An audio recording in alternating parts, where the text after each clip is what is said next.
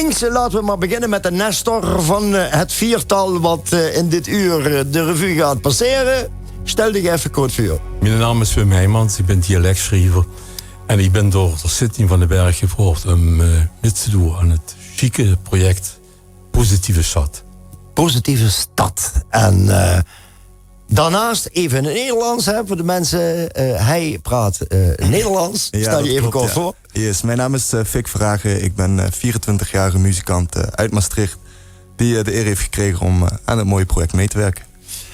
Ik ga even naar Wim Heijmans. Dankjewel, Vic, voor deze voorstelling in het kort. Yes. Dadelijk kom ik volop bij jou terug. En dadelijk in de tweede helft ook natuurlijk Sidney van den Berg en Ricardo Hernandez, die hier aanschuiven over het item De Positieve Stad. Wim Heijmans, ik kan het me gewoon in het vuur stellen. Ik doe het uiteraard in het platbedicht.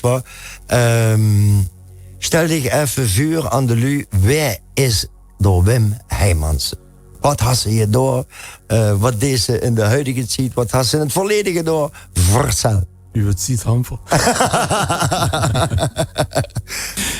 Dan kun je weer even naar huis gaan, Vic. Ja. Vic mag naar huis, hè? Ik wacht wel even. Dat mag je morgen, ja, nee. Maar ik ben schoolmeester, 40 jaar in Trodukerveld in Kerkhoorn. Mm-hmm. En dialecten had ik om warm je veel voor gehad. Mm-hmm. Omdat dialect schrijven en dialect kallen, dat had ik ook met een schoon beeld neergezet. Dat is de borst van de man. Mm-hmm. Dat is oorsprong, dat is geborgenheid en zekerheid. En spraak, dat is om respect voor te hebben. Wenn je zich goed voelen in de spraak, dan schiet ze ook op voor anderen. Mm-hmm. En wenn ze in de mensvoets komen, moet ze in zijn spraak komen. En dat is wat nu nog gepasseerd is met dat project, Mm-hmm. waar ik bij betrokken ben. Jullie van verschillende generationen, verschillende leeftijden, samen aan e-kunstwerk werken. En dat had voor mij ook allemaal met die geborenheid en met de sport te maken. Wim, du zegt dialectschrijver. Wat had ze zo al geschreven? Ja, ik ga voor de theaterwereld werken. Ik ga met Wim Kerkers een tijd lang café-theater Kriek gehad in Kerkhoorn. Mm-hmm. Daar had ik al veel voor geschreven. Voor het volkstoneel. Ik met Angelina Kriegenberg veel vertalingen door. Mm-hmm. Ook 1 acters geschreven. En op 2 Bughoesenhoven. Daarbij Ja, noem ze even die bug. dat wordt over klonen, Sterrenmeertje en Angerlu. En, wie zei ze dat? Klonen, Sterrenmeertje en Angerlu. Ja, de verzameling eigenlijk van wat ik tot vuur hou je door. Mm-hmm. En het laatste boos, een paar jaar geleden uitkomen, het is de Jang van het Ziet. En door had ik in 2019 ik door de Chic Literatuurprijs verkregen. Chapeau, chapeau. Dat had me natuurlijk zeer jutje door, ik het zou voorstellen. Ja. Dus dat is een kort eigenlijk, ja, nu ben ik gepensioneerd, 12 jaar. En ik ben veel in lezen en veel met filosofie aan Yang. Mm-hmm. En natuurlijk heb ik een eigen website al 15 jaar met dialect. Waar ieder week een column verschreef. Ieder fiets naar Edik en ieder week op foto's opzet. Ja, maar vertel die website dan even. Ja, wimheijmans.nl. Kijk, wimheijmans.nl. Ja, ze heet Onderwegs. Onderwegs, ja. Het die website. Ja. Wimheijmans.nl, dus zoek even naar Wim en u kent de dialectspraak op Vijzelen. Natuurlijk verhandelt het juist al in iets stond goed. Maurice Henze, ook een goede dialectschrijver. Moeders erven darf niet sterven, waar zit er John van den Berg. Maar. Ja. En in Kerkhoorn leeft gelukkig het dialect voort en verhof ook dat het voort blijft leven. Getuige hij. Even naar Vic. Vic, wanneer of hoe ben jij gevraagd om aan dit project deel te nemen? Hoe is dit tot stand gekomen? Hoe dit tot stand is gekomen? Ja, het is eigenlijk Sidney kennen we natuurlijk allemaal. Sidney van den Berg. Ja, zeker weten. Hij is eigenlijk degene die mij hier heeft betrokken, omdat ik kende hem al iets eerder. Ik ging toevallig ook naar Kerkrade verhuizen. Mm-hmm. Dus dat was heel toevallig. Toen sprak ik hem ooit. Dan zegt hij van ja, ik probeer iets op te zetten hier voor de wijk Kerkrade West. Mm-hmm. Genaamd De Positieve Stad. Mm-hmm. En ik heb zelf gestudeerd op de Rock Academie. Ben ik 2 jaar geleden ook afgestudeerd. Dus ik heb altijd al met jongeren gewerkt. Op middelbare scholen, dat soort dingen, om workshops te doen. Toen was het eigenlijk een leuke uitdaging voor mij om een soort van hele lange, verspreide, iets ingewikkelde workshop te doen met de mensen uit de buurt. Ja. En toen ik die vraag kreeg, zei ik let's go. En let's go. Zo is het eigenlijk inderdaad. In de Kerkruidsplaat, hoe is je dat, Wim? Zaterdag. Let's go. Laat gewoon. Ja, nee. Wim, de samenwerking, het schrijven met Vic. Ik was net bij Vic en ik zei, ja, hoe ervaarde jij dat? Die dialectwoorden die Wim gebruikte. Jij dacht, wat gebeurt me hier? Soms. Niet altijd. Je verstond het wel? Deels. Want ja, ik praat zelf ook... Ja, ik versta het Maastrichts dialect. Ja. Is natuurlijk wel weer heel anders. Ja. Maar ik kon het wel afleiden. Bij sommige woorden had ik wel zoiets van... Oké, hier moet je me even bij helpen. Soms had ik even het Duits woordenboek nodig erbij halen om te kijken... Ook dat. Maar ja, ik kon het wel allemaal snappen. Het was geen Chinees of zo voor me. Wim, de samenwerking tussen die en Vic... Wie had ze die ervaren? Ja, schon. Dat was echt van begin af aan. We gaan s'avonds een stunde bij weer. En we hadden vormen die je kalt en vooral nog in je luistert. En dan, de basis van de tekst, vertel daar jij over. Want we hadden in het voorgesprek eventjes erover gehad. De combinatie van... Nou, dat zit niet vertellen het mij dus dat ze een buurtonderzoek had gedaan. Lui aan te lossen reageren. Wat betekent het veel voor mij?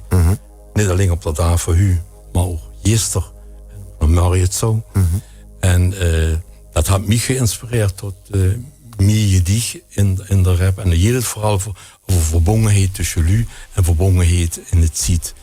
Dat je ook een zin aan van... De zoon van gisteren, de blauwe hu en de vroeg naar morgen. Verbondenheid in het ziet en verbondenheid tussen lu. En bij hun komen er vooral exemplarisch naar vuren, wat de lu ook letterlijk gezegd had. Dan zie je een magnifieke tekst van je maat. Ja, dit is en toen jongen ze opnemen, die jongen ze een filmpje opnemen. En toen vroeg ze, ja, je zet de gasten in een mitsio om mitsio rappen. Een paar stonden op de rails zo, om 3 uur. En ik ga ze voort, joh, je zei vrouwen, ze een schöne band.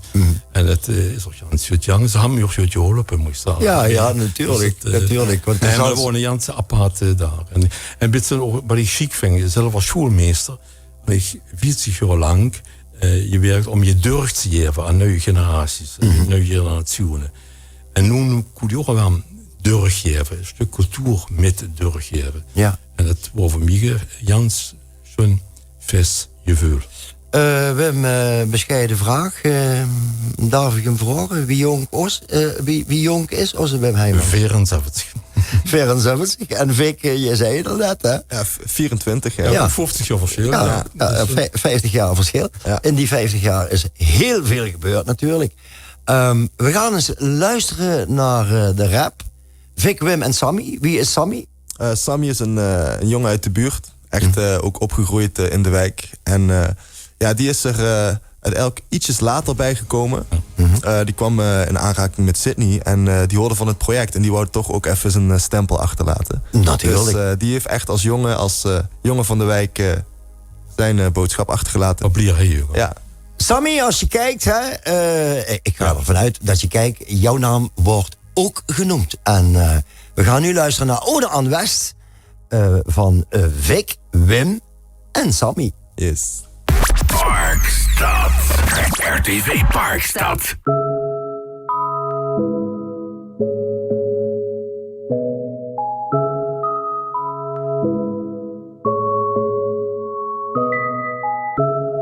Kom naar buiten en voel de warmte in het zonnige zuiden. De grond is waar ik sta, de toekomst is waar ik ga. In het Westhoes met de kerk en de raad.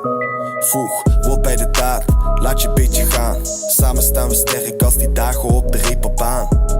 Voor een dubbeltje naar het badhuis. Een rondje op de kaalheide, dan voel ik me pas thuis. Ook al was er niet zoveel, de kleuren zijn zwart en geel. Dus er moest een weg gedeeld, ey. Dat is het leven van de koempels in de mijn. Hard werken is de volkscultuur, je moet tevreden zijn. Bij Café Zwart of 60 andere kroegen. Een bioscoopje in de wijk met niet eens 25 stoelen. Maar wel een treintje met eigen station, terwijl de hele buurt er weinig maar komt. Een tegenwoordig is het meer en meer. We zitten in een pandemie en daarom gaan we heen en weer. Maar alsnog moeten we vaker kijken hoe we verder gaan met dit en hoe we samen blijven. Want zonder straat kan ik niet rijden, zonder doel kan ik niet blijven. Hey, je moet me goed begrijpen. Heel het jaar moesten we alle binnen blijven. Nu mogen we naar buiten en kan de zon ook weer schijnen. En dat geldt ook voor mij. Zonder buren geen mensen en zonder jou is er geen wij. Ja, dat geldt ook voor mij. We komen dichterbij, maar het is alles op zijn tijd. Hey. Morgen is het beter, want het ligt alleen aan ons. Laten we bouwen op elkaar, dat is gezond. Bouwen als de nieuwbouwgebouwen in de wijk. Want houden en vertrouwen kan alleen maar van dichtbij. In de wijk is dat de basis. We handelen nu, want de toekomst is niet gratis. We kijken niet naar status, maar we kijken of het waard is. We leven in het nu, omdat het daar echt nooit te laat is. Für Jund over Stupen, varen over Straßen. Nur Mörje, oder Mörje voor u, gisterwet. Gezond Noorberlu, stund bij je nie. En ik ben ik. Zoon van gisteren, blui en u, vroeit naar Mörje. Ich sehe mir fühlen dich. Du bleibst in mich. En du bist mich.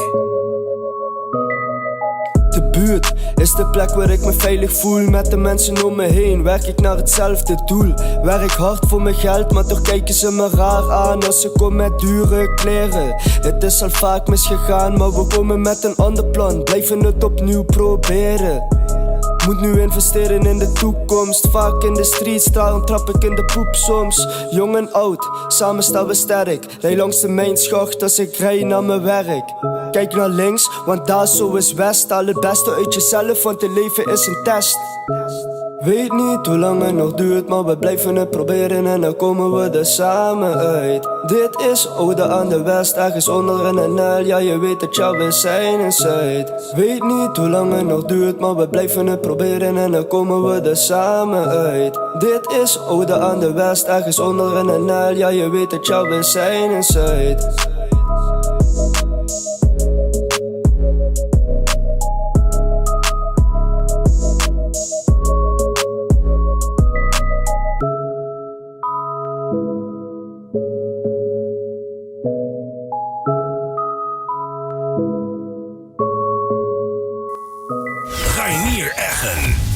Ja, bij jou tot de klok van 10 uur vanavond met in het tweede uur dus De Positieve Stad. Het project wat door Sidney van den Berg gelanceerd is. En Sidney gaan wij dadelijk nog spreken samen met Ricardo Hernandez.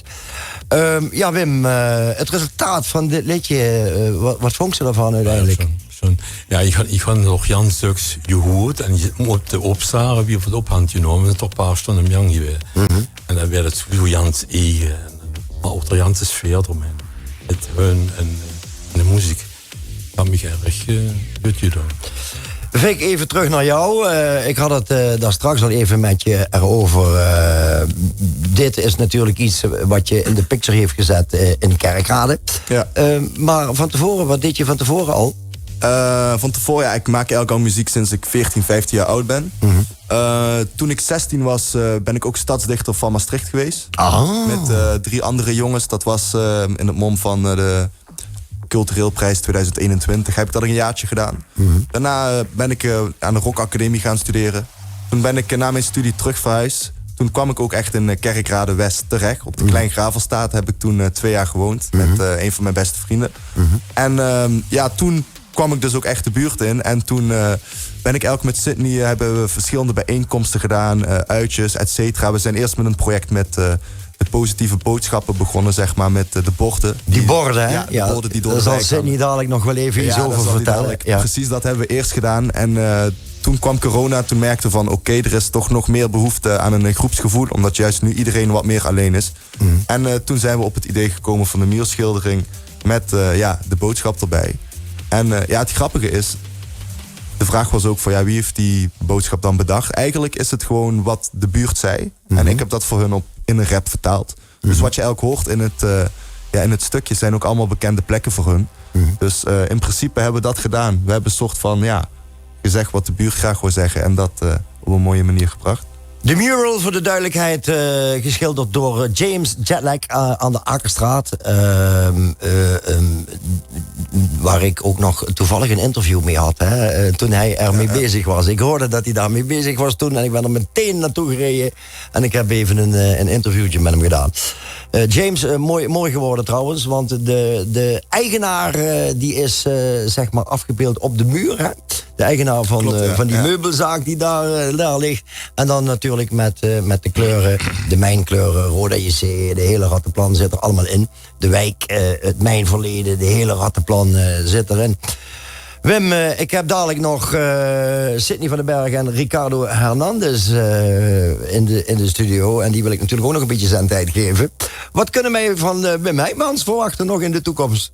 Ja, ik ben Jans kort betrokken bij het project van Roduc. Rond de jongste sterfdag van Albertus, de stichter.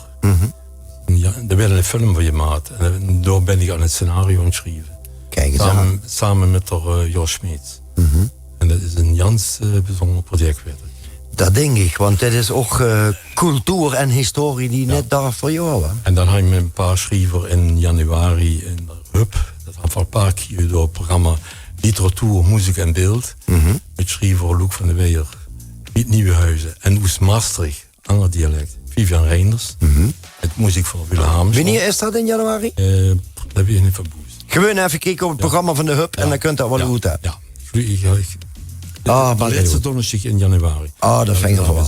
Ja. En ik ga nog bij de Stichting 3 Ringen. Daar vuur dat de coronavond in de Buggerweg had ik gevraagd om een lezing te geven voor misschrijven. En dan kwam corona, is dat uitgevallen. Maar dat kan ook in januari is toen een dag gepland dat ik in de Hub die lezing kan horen. Weet je wat ik zo leuk hier van jullie? Als ik gepensioneerd ben, dan kind ze het zo druk als ze het nog nooit gehad. Wim Heijmans, applaus. En blijf vooral doorgaan. Ja. Een zon om heen te zien. Ja, hier je door. We moeten de studio weer even ontsmetten voor Ricardo en Sidney. Vic, jij ook bedankt. Ja, zeker. Toi. En een grote dankjewel. Denk ik ook namens de hele buurt en de mensen van het project dat jij eraan hebt meegewerkt. 100%, het was me genoegen. Dankjewel. Sidney van den Berg, we hebben de naam al een paar keer voorbij horen komen. Sidney en Ricardo, stel jullie even kort voor. Sidney van den Berg, cultureel maatschappelijk agoog, founder en directeur bij De Positieve Stad. Ja, Ricardo Hernandez, ik dansdocent van beroep en voorzitter van De Positieve Stad. Positieve Stad. Goed in de microfoon blijven praten, hè, jongens. Yes. Dat jullie goed te horen zijn. Sidney, even voor de beeldvorming. De Positieve Stad. Hoe is dat? Wanneer is het ontstaan? Hoe is het ontstaan? En waar begon het allemaal? Augustus 2018 is De Positieve Stad opgericht, stichting. Voorheen ben ik jongerenwerker geweest in Blijrijden. En heb ik cultuureducatie verzorgd en talentontwikkelingsprojecten op verschillende plekken. In Parkstad, maar ook Limburg breed. En wat mij heel erg opviel, was dat er toch wel een klagende houding was onder bewoners en ook wel andere partijen. Om de handen samen, of de schouders ergens samen onder te zetten als er klachten waren.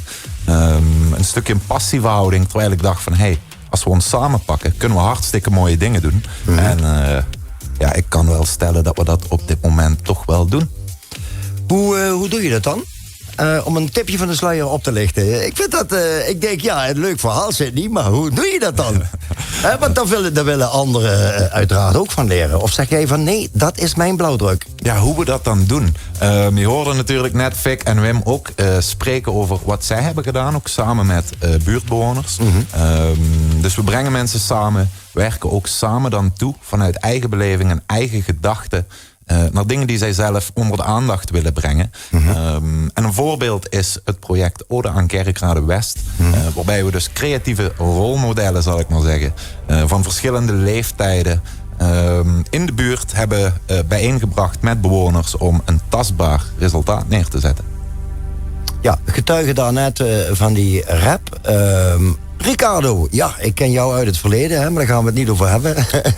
een leuk verleden heb ik met Ricardo. En dan hebben we het natuurlijk over street dance en weet ik wel allemaal.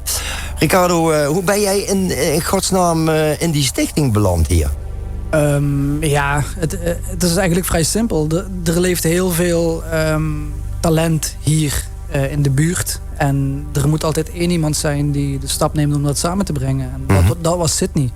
Er waren meer mensen die dat deden, maar Sydney was voor mij iemand die daar gewoon echt heel concreet in was. En toen het idee van de positieve stad daar was, toen dacht ik van, oh ja, tof, kijk, hier wil ik heel graag aan verbonden zijn. En hier wil ik jou heel graag mee gaan helpen. En dat is wat we op dit moment doen. Dus de kunst om mensen als Vic en Wim samen te brengen. En niet alleen dat, maar echt jong en oud. En iedereen kan deelnemen. Het is heel laagdrempelig. Iedereen die een tof idee heeft, ja, voel je welkom om deel te nemen aan alle sessies die wij organiseren.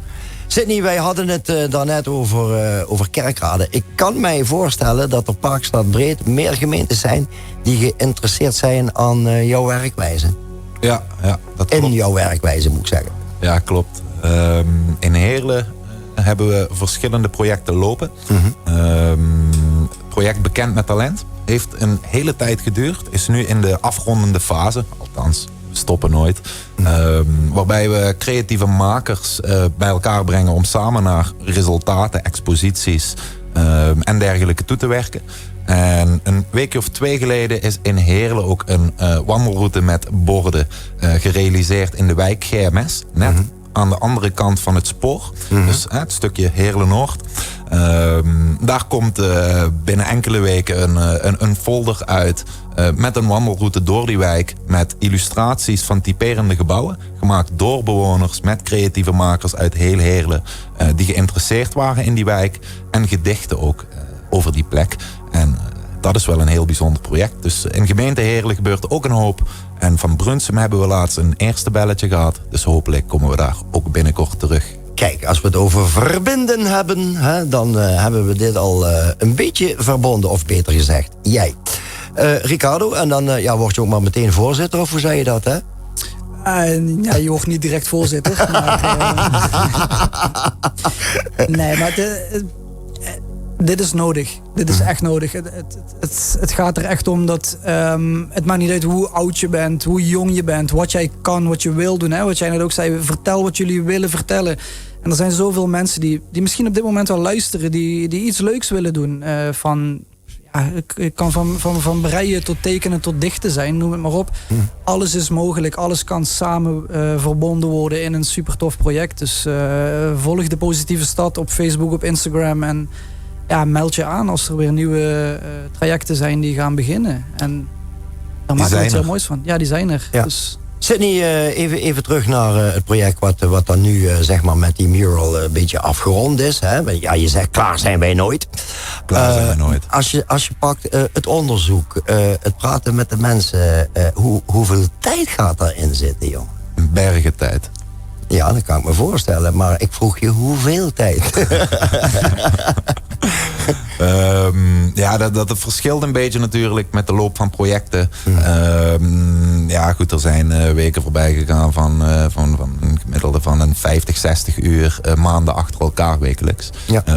En dan moet je... Naast de denktijd, hè? En dan ga je evalueren, hè? Je gaat brainstormen, hè? Je gaat dingen wegstrepen van dit. Ja, dat is ook interessant en dat. En dan blijft op een gegeven moment blijft daar een kern over. Hè? Want zo haal je dan zeg maar de kern uit de wijk. Hè? En dan ga je dus aan de slag, hè? Met iedereen die daar iets aan wil bijdragen. Die zich opgegeven hebben daarvoor. Hè? Want je pakt gewoon de mensen uit de wijk en zegt van nou, wat moet daar dan opkomen? Bijvoorbeeld die mural, hè? Laten we het daar maar even over hebben. Want als je het hebt over voor, in en van de wijk. De wijkbewoners hebben bepaald wat erop moet komen, hè? Ja, natuurlijk. Kijk, je hebt altijd te maken met een kunstenaar die ook een eigen interpretatie heeft en een eigen verhaal wilt vertellen. Maar de gedachten van de bewoners staan altijd voorop. Zij hebben dan in allerlei opdrachten tijdens bijeenkomsten informatie gedeeld. Wat zij graag in die muurschildering wilden terugzien. Dus wat zijn die. En in de poëzie, zeg maar, in de rap, in de muziek uiteindelijk, wat het is geworden. Is dat rapverhaal, is dat een blijvend iets wat in elk project terug gaat komen dan? kan gaan voorkomen in verschillende projecten? Ik wilde iets ontfutselen, dat lukte niet helemaal, maar ik had het wel geprobeerd. Ik denk dat je je antwoord ook wel hebt. Maar ja, terug op die schildering. Bewoners hebben plekken aangegeven die ze belangrijk vinden. Gedachten over het verleden, het heden en de toekomst. Wat vaak neerkomt op samen. Met name als je het hebt over verleden en toekomst. Dus het stukje individualisering van nu. Het samen doen en de cohesie van het verleden. En dat ook graag terug willen zien in de toekomst. Met name in die wijken. En ik denk dat in elk project wel wordt overgebracht. Maar ook de trots op de omgeving. Want we wonen hier niet voor niks. Nee, we wonen in een ontzettend mooi gebied. Laten we dat vooropstellen. En de mensen hebben dat allemaal kunnen zien toen ze de deur uit moesten gaan wandelen in verband met corona en weet ik wat allemaal. Toen hebben heel veel mensen nieuwe dingen ontdekt in de provincie. Dat kan ik je vertellen. Sydney, afrondend. Het project met betrekking tot Kerkrade West is goed verlopen? Zeer goed verlopen. In een hele aparte en voor het project toch ook wel moeilijke wijze. Het is zeer goed verlopen voor de tijd van nu. Ja, inderdaad. Want je zat met de tijd corona te kijken. Hè? Ja, en dan hebben we het over verbinding en mensen samenbrengen. Ja. Dat is een stukje lastiger geweest. Ricardo, dat jij ouderen en jongeren nog eens zou gaan verbinden, had ik nooit achter je uitgezocht. Het heeft prioriteit. Het is echt heel belangrijk. Wij hebben, wat ik ook de vorige keer toen ik hier was zei, wij zijn met iets bezig, maar niet iedereen weet, wat houdt dat nu precies in? Hoe zit dat precies in elkaar? En ik denk dat nu de tijd is gekomen en al een tijdje gaande is dat gewoon allemaal even samen wordt gebracht. Maar waar zijn jongeren mee bezig? Waar zijn ouderen mee bezig? En waar ligt een parallel aan verbinding? Hoe kunnen we dat samenbrengen naar een stukje positiviteit in wijken, dorpen, steden? De jongeren die op straat hangen, waarom hangen die op straat? Ja. Dus niet iedere keer de problemen blijven aanduiden, maar ook gewoon even op zoek gaan naar de oorzaak daarvan. Dat is wat we nu aan het doen zijn. Nou, laten we hopen dat dit veel gevolg zal krijgen in die wijken daar waar het nodig is. En Sydney, ik vind het tof wat je gedaan hebt. En Ricardo, ik wens jullie beiden succes. Bedankt voor de komst naar de studio.